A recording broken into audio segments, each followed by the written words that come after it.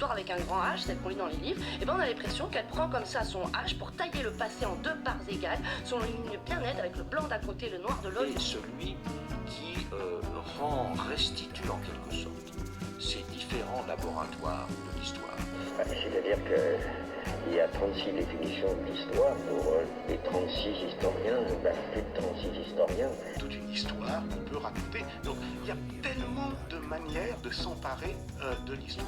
Est-ce que vous vous êtes déjà demandé quel était le rôle d'un historien ? Comment écrivait-il l'histoire ? Pourquoi des événements font-ils date aux dépens d'autres ?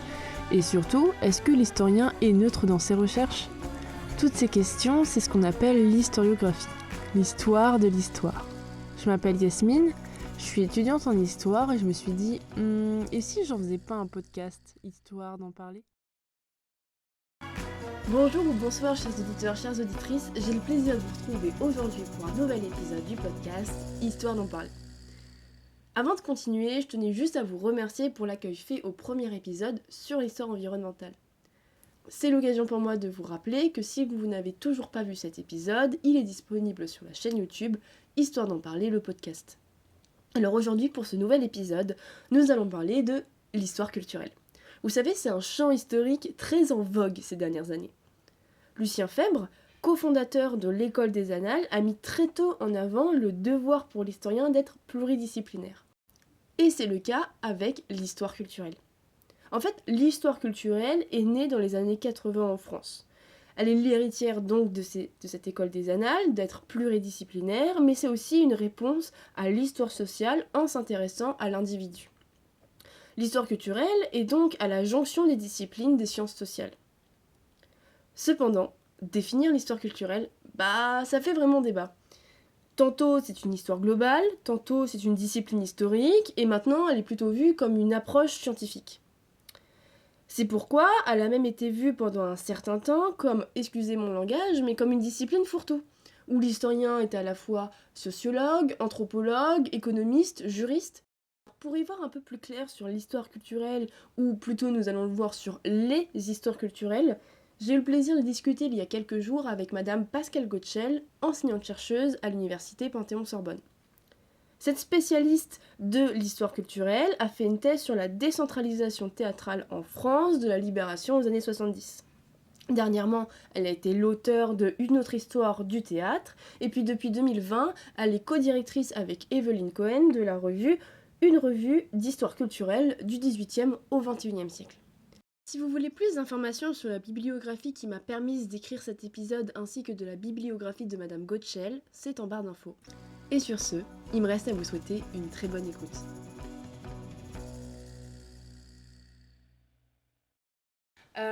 Alors, j'ai fait quelques recherches sur l'histoire culturelle, notamment d'un point de vue historiographique pour cet entretien d'aujourd'hui.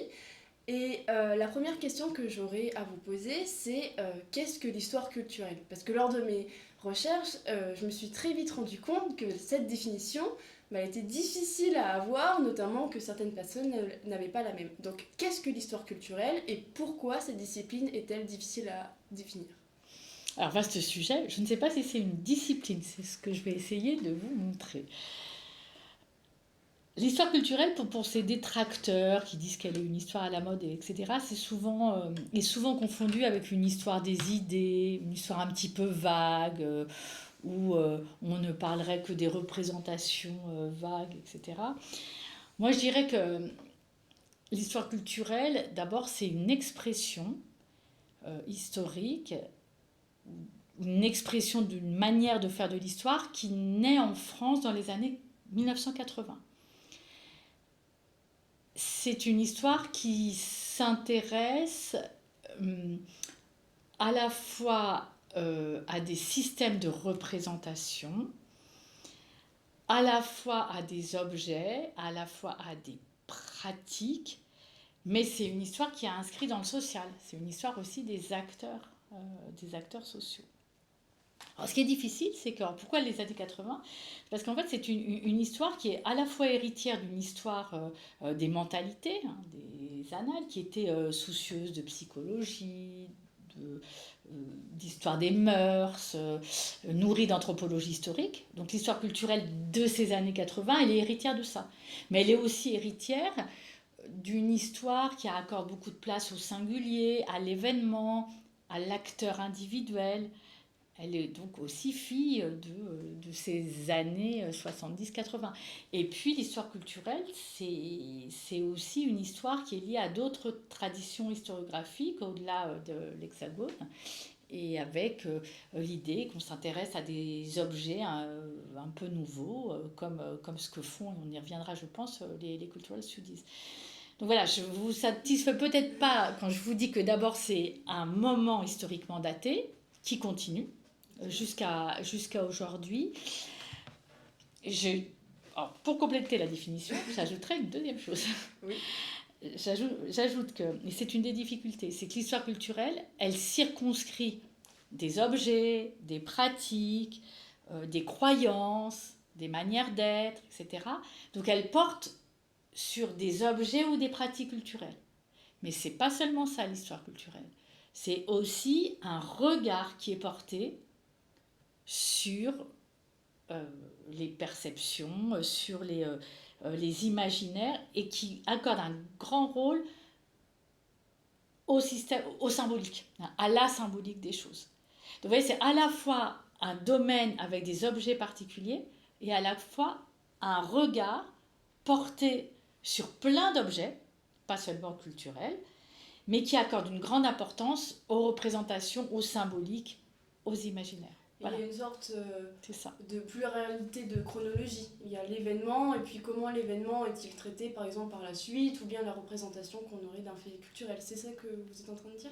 Alors, entre autres, c'est-à-dire que, par exemple, l'histoire des mentalités, elle travaillait plutôt sur des longues périodes, et avec pour certains un mépris pour l'événement. Nous, par exemple, on travaille sur les différentes échelles de temps, qui vont à la fois des questions de longue durée sur les inventions de la tradition, mais à la fois sur des éléments beaucoup plus courts. C'est ce qu'un événement fait à des acteurs sociaux. Pour nous, c'est ça aussi l'histoire culturelle. Pourquoi ? Parce qu'à chaque fois, ça déplace les manières de faire, ça déplace les imaginaires. Donc en fait, l'histoire culturelle, c'est quelque chose qui accorde aussi, enfin c'est une manière, de travailler qui accorde beaucoup d'importance au temps, pas seulement à la chronologie, mais aux différences spatiales. Voilà. Et ce qui est compliqué, c'est effectivement, moi de plus en plus, je ne parle pas d'une histoire culturelle, je parle d'histoire culturelle au pluriel. C'est-à-dire que sans exclusive, c'est-à-dire qu'à la fois, il s'agit de s'intéresser à des pratiques, mais à des circulations, des modes de diffusion, par exemple des modes, des postérités, tout ça, ça fait partie de l'histoire culturelle, des appropriations, des usages, c'est ce que disait Roger Chartier à propos de l'édition, par exemple. Et voilà ce que je pourrais dire. Je ne sais pas si ça vous éclaire sur sa définition de l'histoire culturelle. Bien sûr. Et j'aurais une autre question. Comment vous êtes arrivé à travailler justement sur l'histoire culturelle ?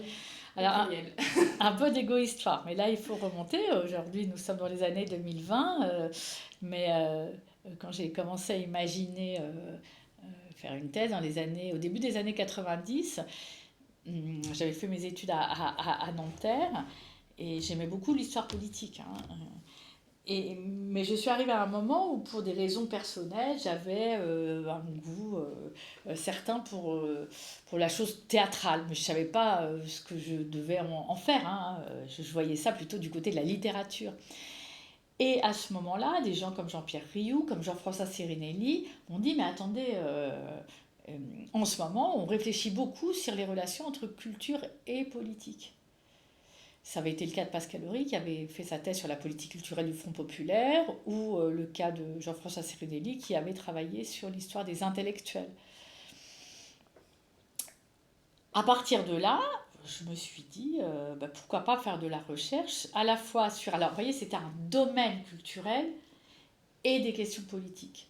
Et là où j'ai évolué, et donc c'est pour ça que j'ai dit qu'il n'y a pas d'histoire culturelle au singulier, mais au pluriel, c'est que partant finalement d'un domaine assez traditionnel, une histoire des politiques culturelles, j'en suis venue à m'intéresser à la question des goûts, des sensibilités, par exemple l'ennui au théâtre, par exemple,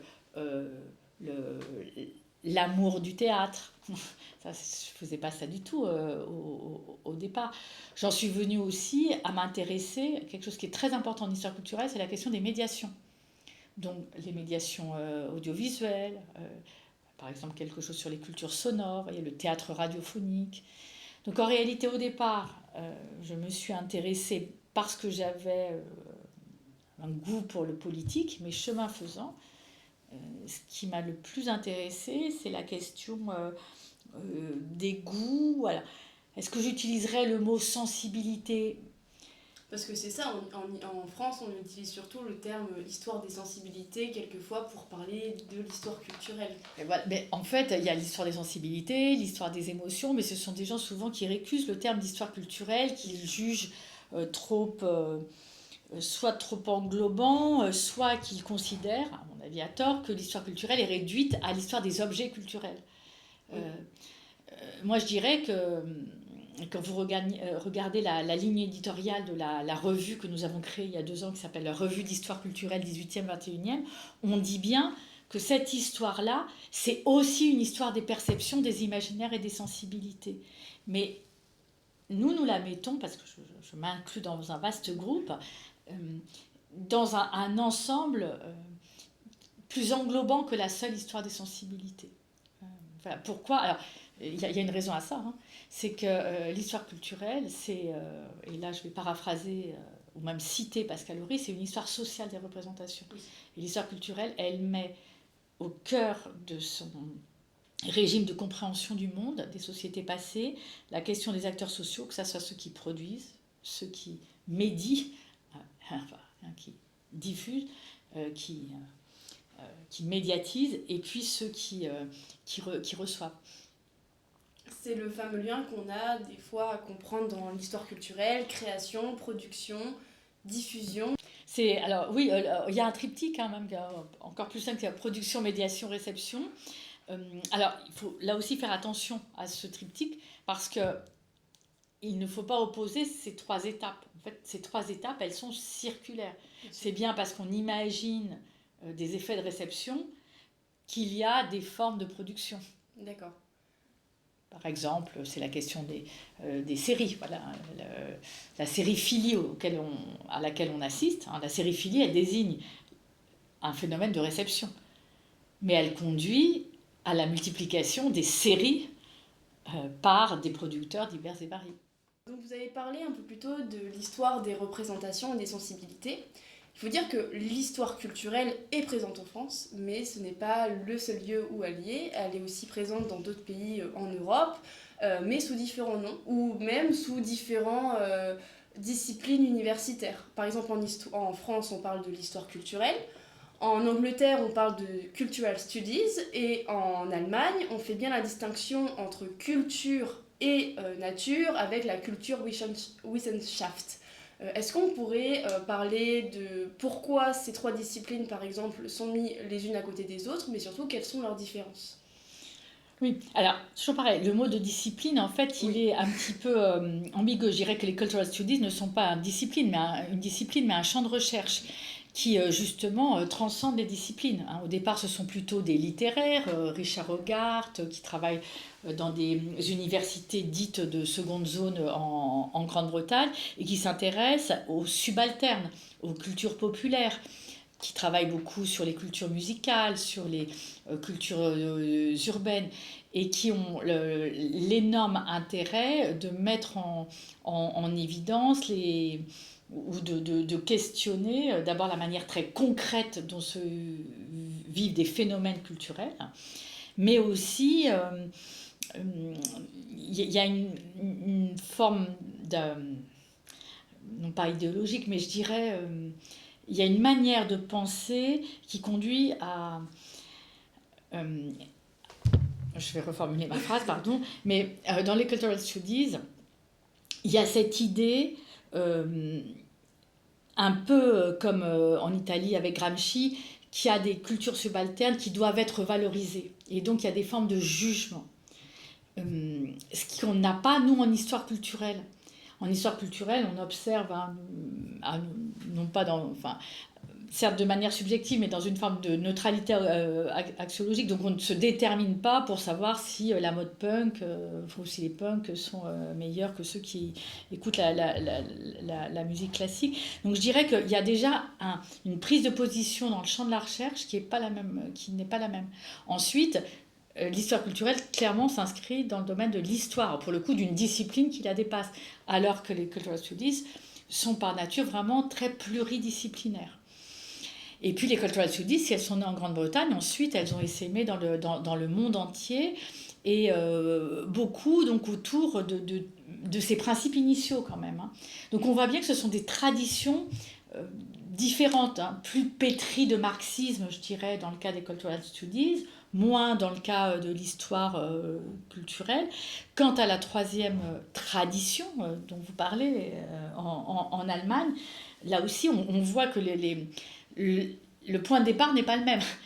En Allemagne, il y a à la fois une grande importance donnée aux notions, aux concepts en lien avec la philosophie, qu'on voit d'ailleurs très clairement quand les lieux de mémoire de Pierre Nora sont transposés en Allemagne.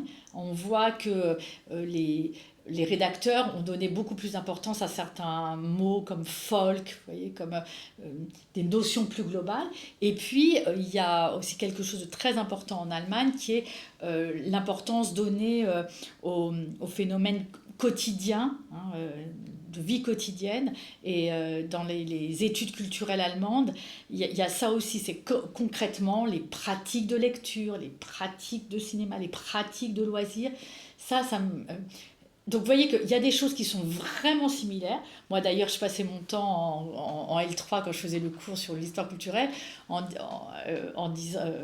proposant comme sujet aux étudiants « Cultural Studies, histoire culturelle, est-ce la même chose ?» pour l'interrogation. Oui et non. Il y a des objets qui peuvent être identiques, il y a des sources qui peuvent être identiques, mais je dirais qu'il y a un traitement qui est différent et qu'il y a une importance donnée à l'épaisseur temporelle sans doute plus grande en France que dans une tradition cultural studies qui transcende plus les disciplines. On parlait aussi donc des frontières qu'il y avait entre différents pays par rapport à l'histoire culturelle. Mais il y a aussi une frontière qui est très marquée, notamment Donald Sason, qui est un historien d'histoire comparée en Europe, qui appelle la guerre culturelle par rapport aux accès aux archives. Comment faire une histoire culturelle qui transcenderait les frontières. Est-ce que cette guerre culturelle, cet accès aux sources est encore d'actualité aujourd'hui ? Alors, il faut voir parce qu'en fait, Donald Sason a écrit un livre très très important sur la culture des Européens, qui justement est, je dirais, à un niveau de généralité assez important. Alors, je ne sais pas si je vais répondre à votre question. Ce que je pourrais dire, c'est qu'il y a des dangers à essentialiser une histoire culturelle nationale, des histoires culturelles nationales. Par exemple, quand vous parlez en histoire culturelle en Russie, pour prendre un exemple très concret, il y a un certain nombre de gens qui instrumentalisent l'histoire dite culturelle de leur pays pour vanter les grandeurs de la Russie, en allant chercher des exemples dans la littérature, le théâtre, la poésie, l'âme russe, l'âme slave. Donc il me semble que ça serait une grande erreur de penser que l'histoire culturelle, c'est une histoire culturelle des nations. Tout à l'heure, je parlais de tradition historiographique, ce qui est différent. Mais là, ce que je peux dire, c'est qu'il n'y a pas, selon moi, d'histoire culturelle nationale, française. Plus exactement, ces histoires, elles sont construites. Et il faut comprendre comment des cultures nationales se sont forgées, mais que ces cultures nationales, elles ne sont pas exclusives. Il y a des cultures régionales, des cultures locales. Tout ça circule de manière complexe, un phénomène d'américanisation, mais de désaméricanisation, tout ça, de résistance à de l'assimilation. Donc je dirais que... Il y a deux choses dans votre question. Il y a d'une part le fait qu'il ne faut pas essentialiser des cultures qui existeraient a priori et qui seraient en lutte les unes contre les autres. Non, tout ça est construit. Sur la question des archives, alors je vous demanderais peut-être de repréciser, parce que si la question c'est est-ce qu'on fait tout en anglais, c'est un peu ça l'idée. Oui, c'est ça. Est-ce que toutes les sources sont en anglais? Est-ce que, par exemple, nous qui parlons français avons accès aux mêmes sources, par exemple, qu'on aurait en Italie, ou des frontières, et donc faire une histoire culturelle nationale parce qu'on n'aurait accès que à des archives, par exemple, françaises. Alors, je dirais que dans les approches dites culturalistes, il y a quelque chose qui est très important quand même, c'est la question des langues, des habitudes. Vous voyez, là on prend aussi de l'anthropologie historique, et de fait, tout n'étant pas dans tout, il y a bien des manières d'être, de se comporter, de s'habiller, de manger, de se vêtir, d'écouter de la musique qui sont différentes les unes des autres. Donc de ce point de vue, je suis de celles et de ceux qui pensent que ce n'est pas faire une guerre culturelle que de penser les différences, et les différences d'échelle dans les appropriations culturelles. Ce que longtemps on n'a pas fait. C'est-à-dire quand on s'est intéressé par exemple aux usages du livre, on traitait le public de manière globale. Donc moi je pense aujourd'hui, et ça c'est aussi en lien avec les Cultural Studies, que nous avons intérêt à travailler sur les différentes appropriations. Et évidemment, là, le cadre national ne fonctionne pas. Certains pensent que tout ça conduit à une destruction de la nation. Non, c'est juste un gain de complexité. D'ailleurs, pour moi, l'histoire culturelle, c'est un supplément du questionnaire. À la question sociale, à la question politique, à la question économique, à la question technique. Nous, on ajoute la question du sens, de la valeur des choses. Voilà, donc pour moi, c'est quelque chose qui, en plus, et qui permet de voir que les phénomènes, ils se déclinent, mais vraiment de manière très différente selon les groupes, mais qui ne sont pas forcément des groupes socio-économiques. Qui peuvent être des groupes religieux, des groupes liés au genre, des groupes liés à des appartenances sociales diverses et variées, à l'âge, aux questions ethniques. Voilà. Ça, ce sont des choses relativement nouvelles, et ça n'est pas versé dans, je sais pas, une sorte de post-colonialisme abusif de dire que les histoires culturelles, elles doivent aussi prendre en charge ces phénomènes. L'histoire culturelle serait une sorte d'outil de recherche plus que discipline? Alors c'est intéressant, vous avez entendu que moi je parle toujours de la discipline historique, Oui. mais jamais de l'histoire culturelle, et d'une manière générale, j'ai toujours beaucoup de mal avec les qualificatifs. D'accord. Parce que ce qu'on a vu tout à l'heure, c'est que c'est à la fois un travail sur des objets qui n'étaient pas étudiés auparavant, y compris, ça je ne l'ai pas dit, des objets d'une banalité confondante. Mais c'est ça aussi l'histoire culturelle, travailler sur, je sais pas, le rouge à lèvres, le fauteuil de théâtre, enfin, bref. Donc c'est le renouvellement des objets, c'est un regard avec un supplément dans le questionnaire. Je dirais donc que ce n'est pas seulement une méthode. D'abord parce qu'il y a plusieurs méthodes. Non mais il n'y a pas une méthode simple. Ceux qui vont travailler en s'intéressant plus aux sensibilités vont travailler sur des sources intimes de manière très très fine, etc. Mais on peut aussi faire une histoire culturelle de manière plus sérielle, où on mesure des phénomènes de diffusion, etc. Donc il n'y a pas une méthode. Il y a un regard et des objets. Et je dirais qu'il y a une attention à des dimensions plurielles des phénomènes. Et en ce sens, l'histoire culturelle, elle se veut un peu globale quand même, parce qu'elle se veut travailler sur les différents facteurs qui expliquent les phénomènes. Par rapport à la définition que vous en faites, je reconnais un peu ce que j'ai lu comme critique à l'histoire culturelle, ça serait une discipline fourre-tout. Est-ce que on pourrait faire une distinction par rapport à ça? Parce que là, vous venez de le dire, il y a plusieurs manières de l'étudier, plusieurs méthodes. Comment on s'y retrouve en tant qu'historien pour étudier l'histoire culturelle sans que ça soit justement un fourre-tout? Alors, moi j'ai envie de vous dire, d'abord j'ai envie de vous répondre deux choses. Sur l'histoire sociale et l'histoire politique, la critique n'est pas faite, mais on pourrait, après tout, retourner la critique. L'histoire politique désigne tout un tas de choses. On étudie et des gouvernements, et des pouvoirs, et des oppositions, des rapports de force, mais aussi des parcours, enfin bref. Donc, moi, je dirais que de manière très très simple, l'histoire culturelle, donc il n'y a pas une histoire culturelle, c'est ce que j'ai envie de vous dire. En fait, il y a je dirais, c'est une attention aux choses, c'est-à-dire, c'est vraiment, si je regarde ce qui se fait aujourd'hui en recherche et ce qui se faisait il y a 30 ans, je vois bien que ce ne sont pas les mêmes sujets. Ils ne sont pas travaillés de manière moins rigoureuse. Parce que fourre-tout, je l'ai un petit peu entendu dans les années 80-90, j'entends surtout la critique qui consiste à dire oui, mais enfin tout ça, c'est pas très sérieux, etc. Et moi je voudrais convaincre les collègues, dont certains n'ont pas lu d'ailleurs les travaux, qu'en réalité ce sont les méthodes de l'histoire. Parce qu'il y a bien des méthodes, mais ce sont les méthodes de l'histoire. L'administration de la preuve, le travail sur les archives, la critique des sources.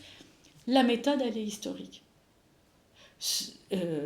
Les méthodes diverses et variées, statistiques, plus qualitatives, l'intérêt pour la variété des sources, ça n'a rien de spécifique à l'histoire culturelle. En revanche, voilà, je redis, ce qui est spécifique, c'est de travailler sur des objets qui n'ont pas été travaillés jusque-là, ou alors de regarder très concrètement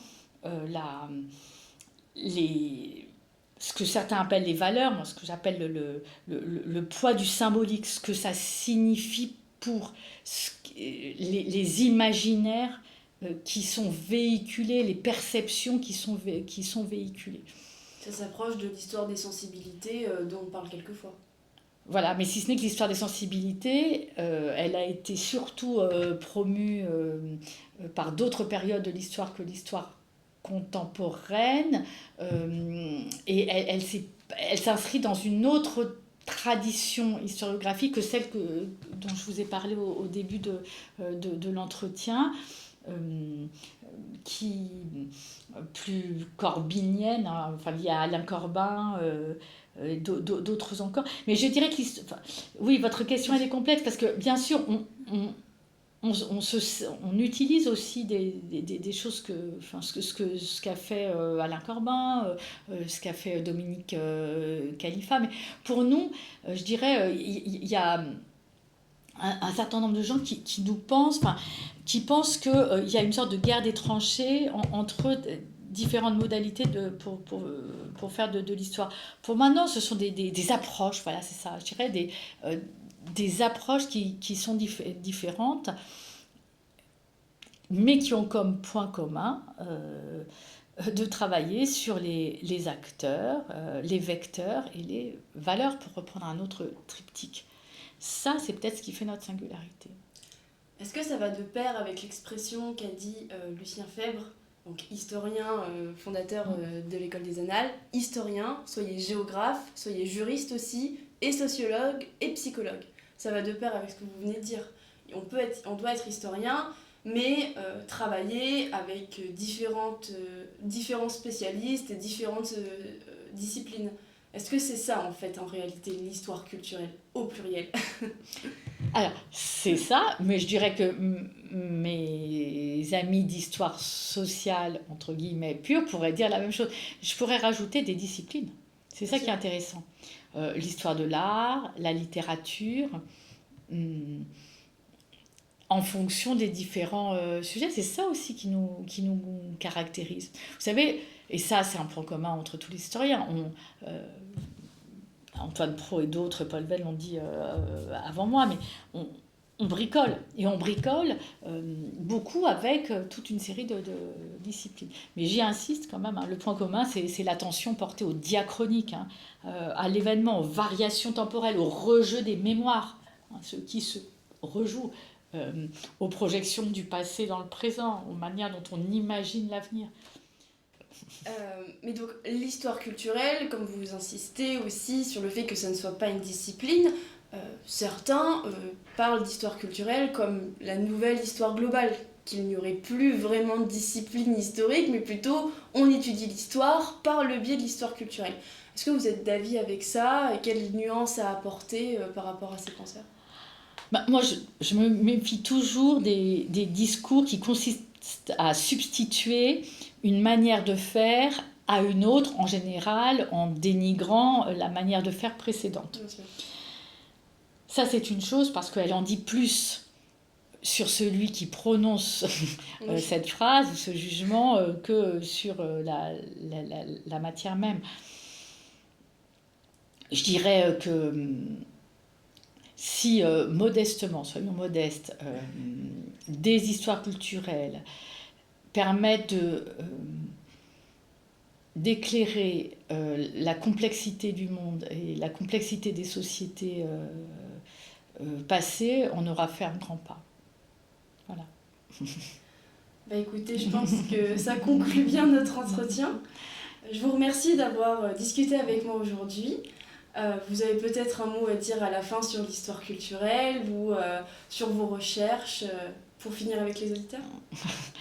Merci de revenir après mes propres recherches. Je pense qui illustrent assez bien ce que je comprends des histoires culturelles, puisque moi j'ai pu travailler aussi bien sur la décentralisation théâtrale, donc une politique de théâtre, que sur des phénomènes de télévision ou de radio, ou plus récemment sur des phénomènes festifs.